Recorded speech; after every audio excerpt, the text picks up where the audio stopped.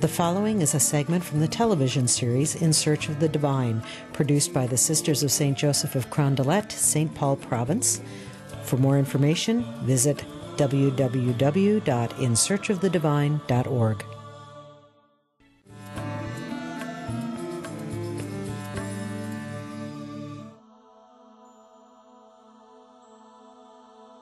That I often use is it's called gouache, but it's really a tempera, like what the kids use, only more expensive. And so I frequently use that, and I like the flatness of it. And sometimes I combine it with a colored pencil. It brings out the brilliance. What is it about some people who, when you're around them, you just feel yourself slowing down?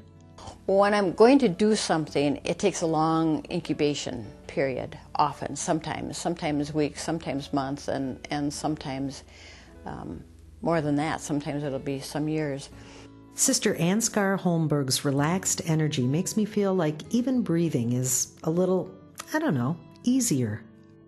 And so it's like somebody sitting here on my shoulder saying, this is what you do now, this is what you do. Or your hand just does it, and you get kind of surprised that it's doing that. Some call her work art of the heart. It's colorful, fun, reverent, and insightful.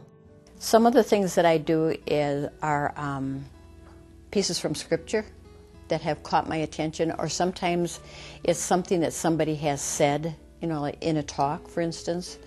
That catches my imagination, so I try to put that down. When 9/11 happened and everybody was talking about that, and then one of our sisters at a meeting used the phrase, a great migration of souls, and that was such a positive turn. It was something that happened, but it wasn't just something that happened, but it happened within a greater whole, that all these people who died, who were killed,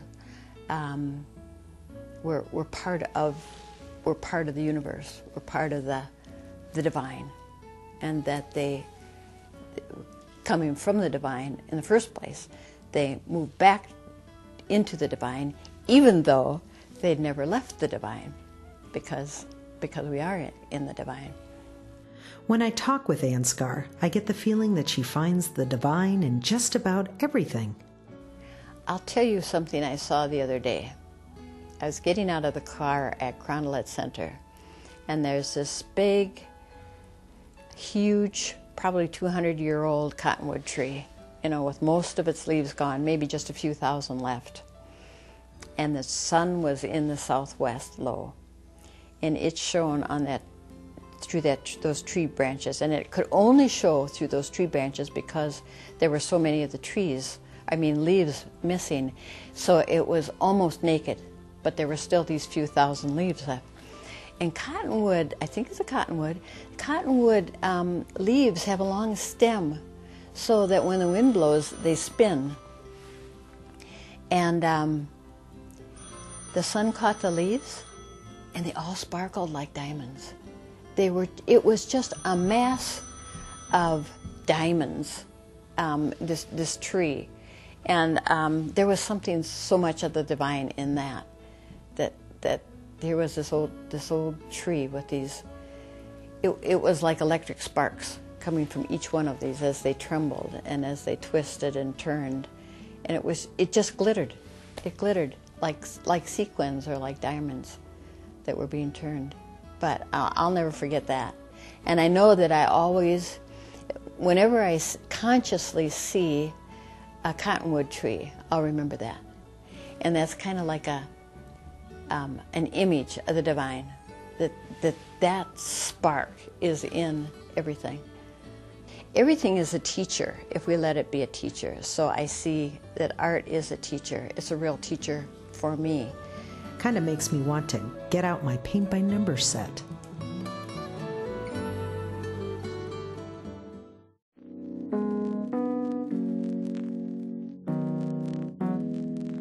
Ever hear of Strasburg, North Dakota?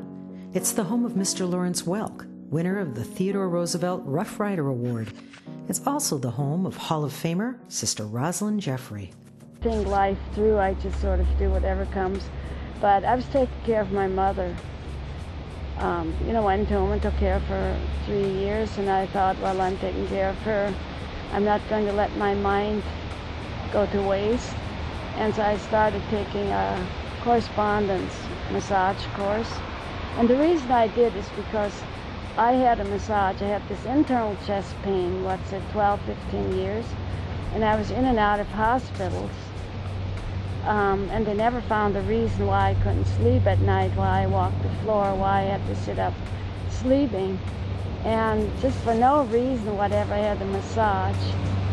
And I've slept every night since. Today, when you hear about someone going to get a massage, you think nothing of it. But that wasn't the case when Sister Rosalind started her ministry. So one day I was biking down. I didn't have a car, so I was living on my bicycle. And I saw this place, massage, whatever, parlor, whatever. And I went in and I thought, oh, that's great, I'm going to try a massage. When I said, I want this massage, and they said, oh, no massage here. I said, there on the board it says massage, not for you. I got very, very upset. I got so upset, and I thought to myself, I'm going to do something, I don't know what, but to let people know what massage really is. Because why advertise for massage when it really isn't? Well, it was an amazing thing that I had no idea how I would do it, except, I did start doing massage and then was closed down. The Vice Squad's experience with massage as a spiritual experience was a bit different than what Sister Rosalind had in mind. And I started to realize that people didn't think it was what I thought it was. And that disturbed me very, very badly. But massage is tremendously healing, caring, loving, prayerful.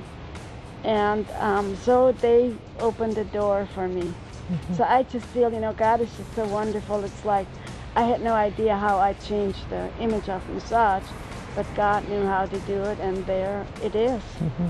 And the tremendous publicity, so the press took over and did all the publicity of changing the image through massage.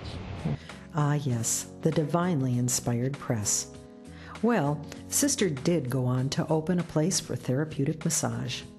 Then another, and another. Somewhere along the line, the St. Paul Saints baseball team asked her to give massages at their ball games. Well, that was another total open door. That massage got out very quickly, that it's not what the world thought it was. Then there were more clinics, and before long, she was opening schools of massage. I never wanted schools. I wanted one room for me only. But with that closed down, which I thought was a horrible thing, really was a blessing in disguise. Because people heard about massage, they started coming, having massages, and then they started calling if they can come to my massage school. Today, she's got 5 schools throughout Minnesota and North Dakota. Then there's the foundation. That's for caretakers. Uh-huh. And the Hall of Fame. Massage Hall of Fame. But this story is about more than fame and fortune. And I treasure people. One of the things that God has done for me, I really love people. I really love people. And I know I hug them and I smooch them and I do all these things, but it really comes from the heart. I always felt when I deal with you, whoever I'm dealing with, I'm dealing with the Lord, really. I was hungry, you gave me to eat. I was thirsty, you gave me to drink. I'm doing what I can with my heart and my hands. But Jesus, the healer. So in the end, Sister Rosalind is probably a little closer to that divine Hall of Fame than most of us. And of course, the reason is, if they can be saints, so can I. Mm-hmm. And she's not talking baseball. That's my aim in life, I guess I just want to serve the Lord with all my heart. Mm-hmm. So that's the walk.